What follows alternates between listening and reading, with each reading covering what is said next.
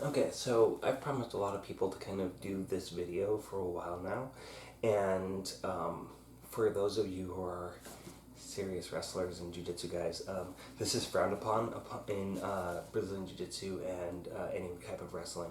It's actually not legal in collegiate styles. So, but we're going to start talking about the body scissors and body triangles and whatnot. So, the thing that I see a lot, and this is my new buddy that I'm working with, is more anatomically sized, right, a little squishier. So, the thing that I see a lot with this one is that people will bend their knees and they'll try to use their adductors to kind of go in here. And when I have some people that have volunteered to do this particular demonstration, but what you're gonna find is I'll do this again and I'll kind of like use the adductors, and you might hear like a little squeak, right? And the thing about any type of body scissor, if I'm really trying to get that massive amount of pressure to actually get somebody to be tortured or whatever, I need to actually, instead of bending my knees and using my adductors, I want to get more of my quadriceps and my glutes involved in this. So what I want to do is I actually want to kind of put my boot on, so I've got a nice strong foundation here. If I'm pointing my toes, it's going to be a very loose grip. So I've got my anterior tibialis, this muscle right here that pulls your foot up. I've got that really well engaged. I'm going to start to squeeze by extending my heels away, right? And you can actually see how much more this is collapsing over me. So if I'm here, there's a little bit of collapse here. Here, there's a lot, right? So I'm getting these nice hard quads going, got my glutes engaged, and that's going to be what's going to drive a lot of that power. Now, one thing that you can do, and this is able to do, like if we're on our backs and we're face to face or he's turned away from me, right? I can do the same technique. It's not any different here. But this I would recommend being very careful with, because you can absolutely pop ribs doing this. I may have been guilty of doing that once or twice. So what I can do here is I'm going to take my hands, I'm going to go under my knees, and I'm going to get this chain grip, right? So I'm linking like this. I don't want to like do a thumb out grip because I can break my thumbs that way. But I get into this chain grip. If I want to do a gable grip, I don't find it as strong for this. You can try it, whatever works for you. So I'll get this chain grip here, and then I'm going to do the extend away, and I'm going to use the same concept with my arms, right? I'm going to straighten my arms out as I straighten my legs out, and that's what's going to put on a shit ton of pressure. Now, this is kind of called a scorpion crunch in some jiu-jitsu schools which do teach this, but the problem with this one, especially if you're rolling hard, is people are already going to be potentially nauseous, and if you use this, they might actually vomit. There are videos of people using it in tournaments, and I think it's not legal at most levels, specifically for that reason. Besides, broken ribs, that's secondary, but getting a face full of vomit, that's, another thing. So from this, if they're facing up to the ceiling here and I get into this position here, I can actually absolutely use the same concept. It's just going to be hard to get into. So I'm going to post to create some space, come underneath lace, and then get here. Little bit of a harder grip to get, but it's definitely there and you can definitely use it. So again, boots on, trying to flex out as much as possible. Now, when we're talking about a body triangle or any type of triangle, same kind of concept here. I want to have my boot strong. So if you look at this position, if my foot is flexed here, there's nothing really holding this upper leg. This is plantar flexion, by the way. You might think of it as plantar extension, but whatever.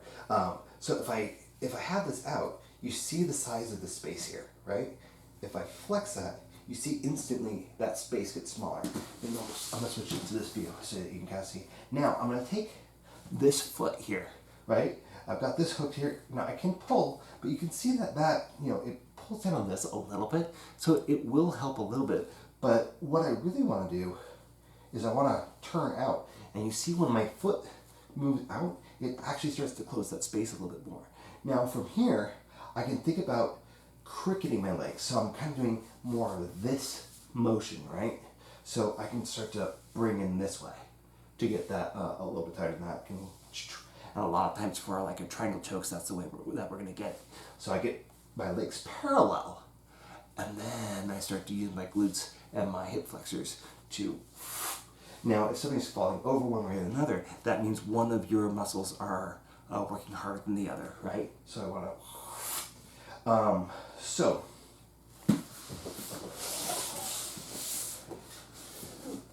when you're getting into this position, and this is true of any triangle, if you try to kind of do any triangle from this like really squared position, you might find that you're actually having quite a bit of difficulty getting that to settle in. So what I'm going to do is I'm going to change my angle. So my partner's now going here at 45 to 90 degrees, and I'm going to get kind of more on the side here. And that's going to make it easier for this leg to get here, and then I can throw that over, and that usually will allow me to get that lock. So I'll put my toes to get over, and then I'll curl the anterior tibialis back, and then I'll square back up, because again, that's going to make it tighter in this particular instance.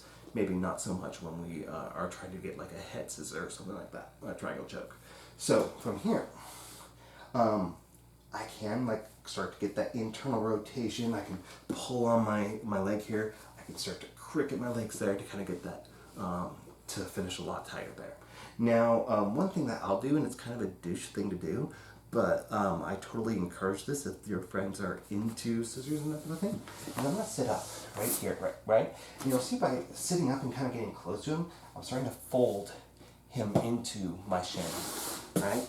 And if I can, I'm going to hook the one leg or both legs, and then I'll bring him into my chest. And if you think what that's going to do, is that's going to rotate his pelvis, and it's going to push my calf higher into his diaphragm. So if you're really, really trying to stop somebody from being able to breathe or whatever, doing that kind of crunch and pulling him up into you is going to be relatively effective. Now, if you got a smaller guy, I can be here, absolutely. And look what comes back, right? So I can totally use that technique in this body triangle position, depending on how big my partner is. If it's like a really big guy and you're barely locking up, you're probably not going to be able to get your arms around. But if you got, a guy that's smaller or the same size as you, you probably will be able to get into this position and then be able to finish like that. All right? So that's kind of what I have for you when it comes to body scissors and body triangles and that type of thing.